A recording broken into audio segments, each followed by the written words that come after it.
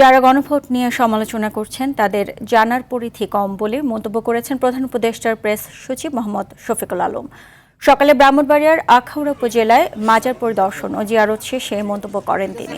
Press সচিব বলেন, সরকার সংস্কারের পক্ষে, তাই হ্যাঁ ভোটের পক্ষে কথা বলছে। মূলত সংস্কারের সমষ্টিগত প্যাকেজ হচ্ছে গণভোট।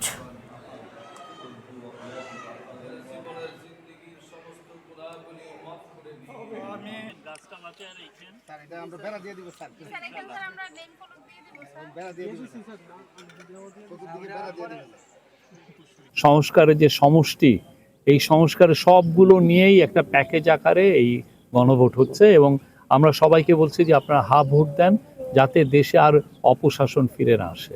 আমরা আমাদের কাজ দিয়েই আমরা প্রমাণ করব আমরা কি করতে যাচ্ছি। অলরেডি আপনারা দেখেছেন আমরা এখানে এই গভর্নমেন্ট খুবই নিউট্রাল, খুবই আনবায়াসড, কারো প্রতিতে পক্ষপাতিত্ব নাই এই গভর্নমেন্টের।